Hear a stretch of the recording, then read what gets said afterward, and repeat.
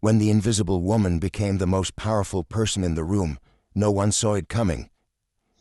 The office was already buzzing with the energy of the early morning rush, but no one noticed Evelyn as she quietly entered through the side door, rolling her cleaning cart with her usual steady pace. She wore her dark green uniform like armor, her face calm and unassuming, betraying none of the emotion she kept carefully tucked away. To the executives, she was invisible, just the cleaning lady. The person who wiped their desks, emptied their trash cans, and occasionally exchanged polite nods with the few who acknowledged her existence. It had been like this for years at Hawthorne & Beck, a thriving corporation in the heart of Dallas, Texas. Evelyn, now in her mid-50s, had grown used to the routine and the dismissive looks. She overheard the jokes they made when they thought she wasn't listening, the way her presence was treated as an inconvenience. "She's not even doing anything right now," someone had muttered just last week as she quietly waited for them to finish their meeting so she could clean the conference room. But Evelyn didn't react. She never did. She kept her head down, her hands steady as she worked.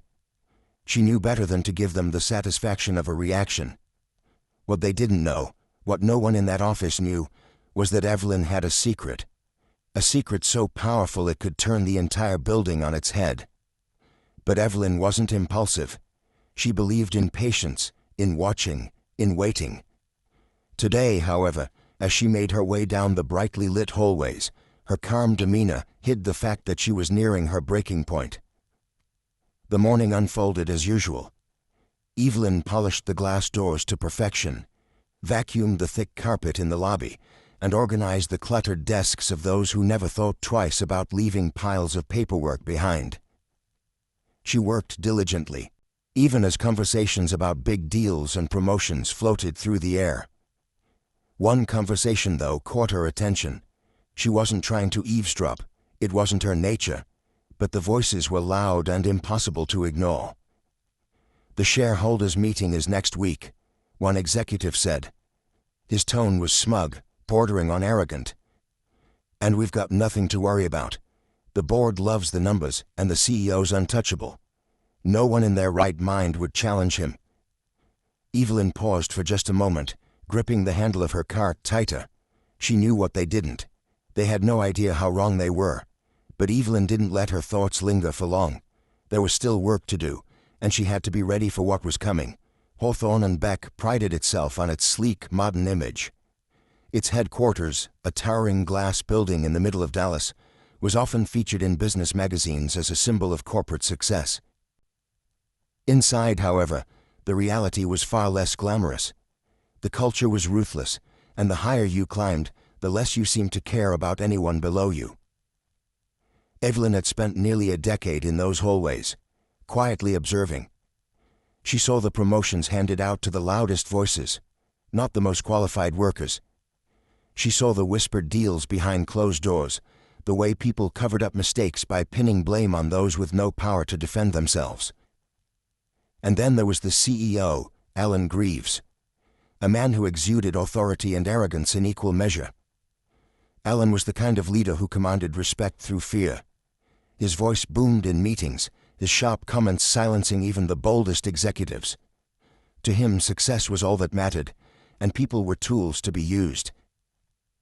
Evelyn often heard his sarcastic remarks about employees who didn't fit the image. "She's still here," Evelyn had once overheard Alan say about one of the older secretaries. "Why haven't we retired her yet? It's not like she's adding value." It wasn't just the comments. The company was rife with unethical practices that were swept under the rug. Bonuses were quietly cut for the lower-level staff, even as the leadership team celebrated record-breaking profits. Evelyn heard about inflated expense reports, shady client dealings, and even the quiet firing of a whistleblower who dared to speak up. The cleaning staff, Evelyn included, bore the brunt of the culture. She'd seen her co-workers brought to tears after being scolded for leaving a speck of dust behind. She'd seen their paychecks stagnate, even as the workload increased. And of course, there was the constant dismissal of their humanity. The way people avoided eye contact, spoke down to them, or treated them as if they were part of the furniture. One incident still burned in Evelyn's memory.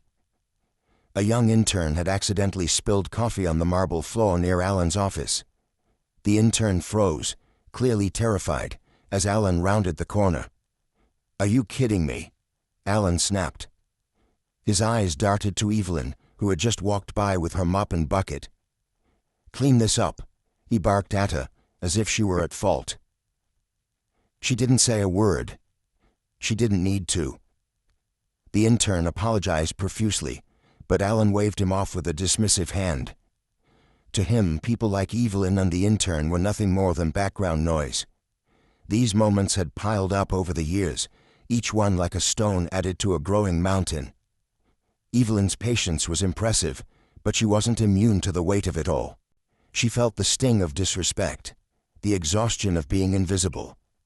But Evelyn had never been the type to crumble. She let those moments fuel her resolve, storing them away like ammunition for the day she would need them. The employees around her might not have noticed her silence, but it spoke volumes. Evelyn was always watching, always listening. And the more she saw, the more she realized that the company's success came at the expense of its humanity. But Evelyn wasn't just taking notes, she was quietly planning, and soon the pieces would start to fall into place. For years, Evelyn had kept her secret tightly guarded, not out of fear, but out of strategy. She wasn't just a cleaning lady, she was the largest shareholder in Hawthorne and Beck, a title she had inherited after the unexpected passing of her late husband Martin. Martin had been a quiet investor in the company's early days, accumulating shares when no one believed in its potential.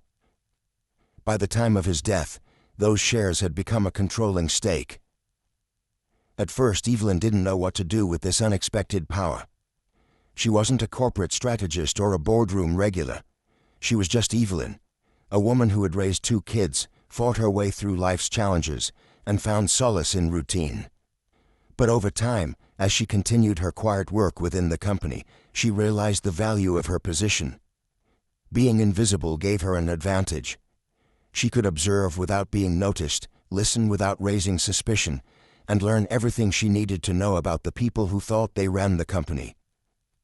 The moment that pushed her over the edge came during a routine evening shift. Evelyn had just finished wiping down the executive lounge when she overheard 2 senior managers laughing over drinks. They were talking about layoffs, joking about how easy it was to cut dead weight without anyone caring.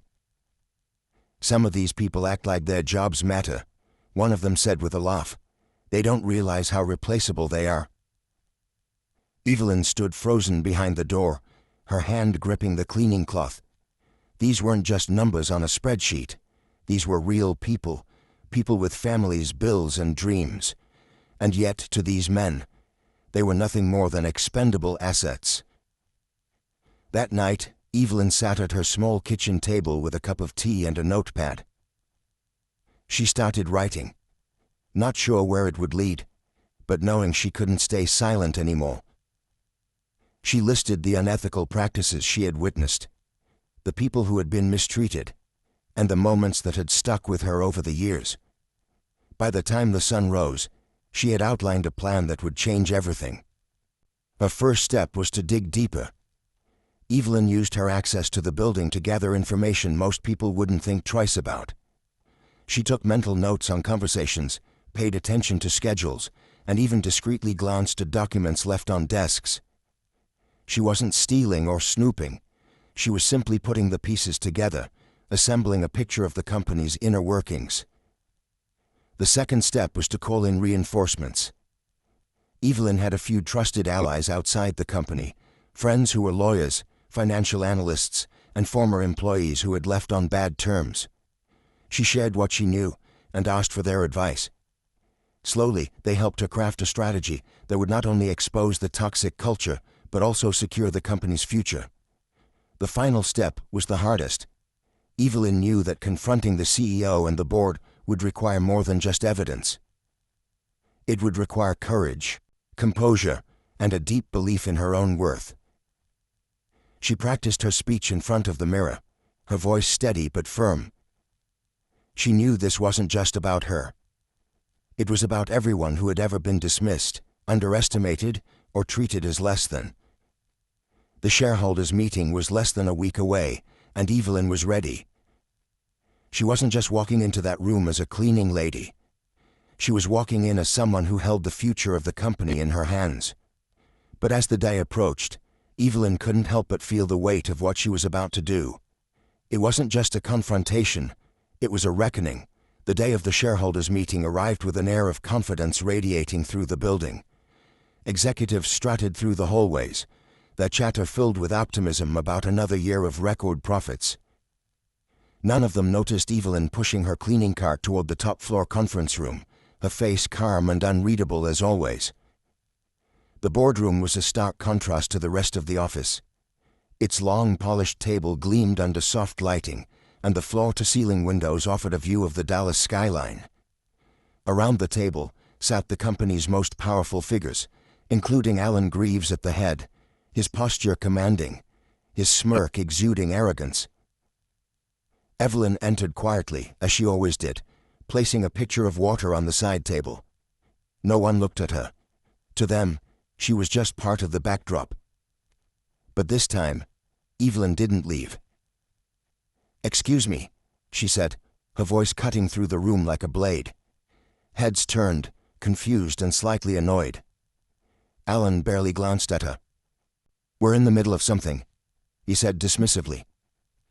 "I know," Evelyn replied, her tone steady but firm.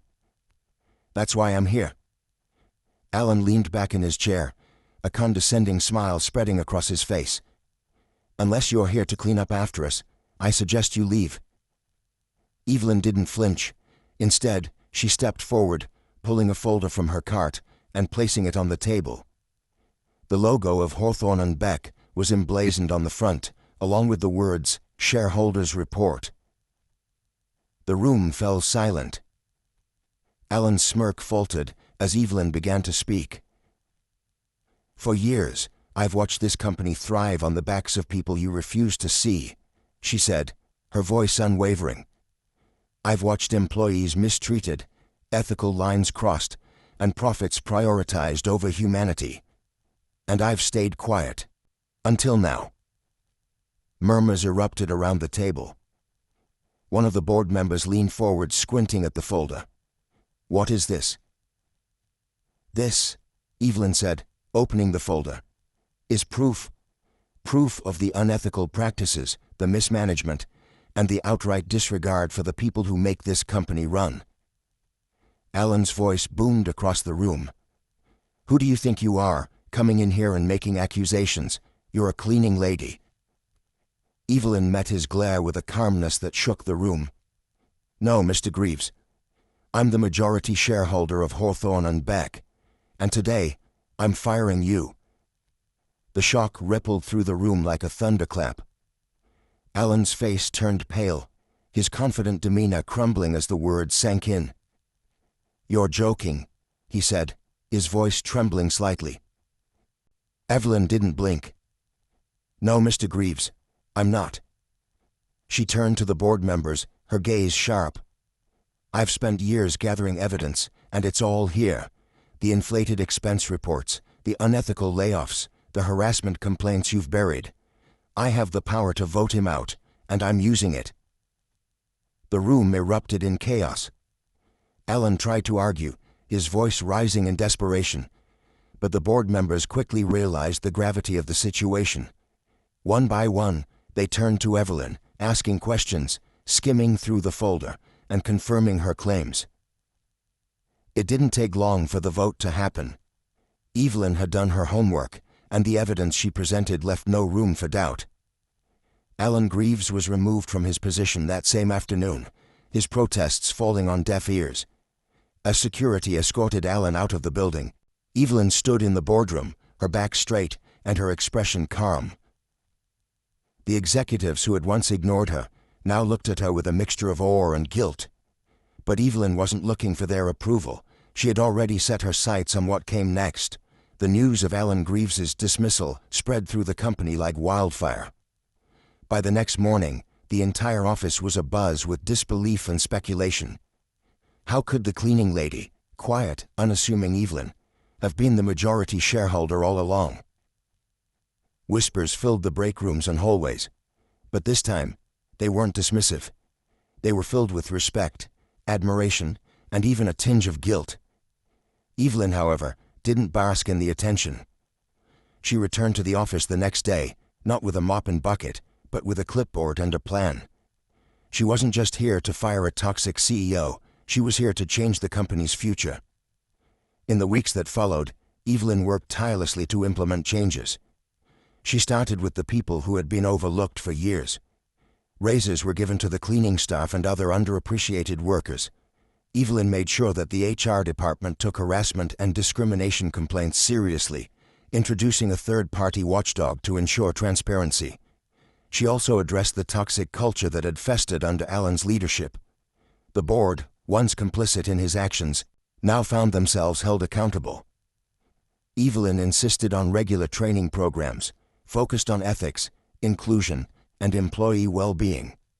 For the first time in years, employees at Hawthorne and Beck felt seen, heard, and valued. But Evelyn didn't stop there. She hosted town hall meetings, inviting employees from every level to share their experiences and ideas. She listened carefully, taking notes, and ensuring that everyone had a voice in shaping the company's future. One afternoon, as Evelyn was walking through the office, she was stopped by a young intern, the same one who had spilled coffee near Alan's office all those months ago. "Thank you," he said, his voice sincere. "For everything. You've changed this place." Evelyn smiled warmly. "No. We've changed this place. Together." Outside the building, the Dallas skyline glittered in the late afternoon sun. Evelyn stood for a moment, looking up at the towering glass structure she had once entered unnoticed. It had been a long road, but she had done what many thought was impossible. This wasn't just about firing a CEO or exposing corruption. It was about showing that no matter how invisible someone might feel, they can hold the power to create meaningful change. Evelyn had proven that resilience, patience, and integrity could triumph over arrogance and greed. She took a deep breath, feeling a sense of peace she hadn't felt in years. And then she walked away, not to fade into the background, but to embrace a new chapter in her life. Life often underestimates the quiet strength of those who observe, endure, and act when the time is right. Evelyn's story reminds us that the most unexpected people can become the catalysts for profound change. If you found her journey inspiring, don't forget to like, share, and subscribe for more stories that prove the power of resilience and justice.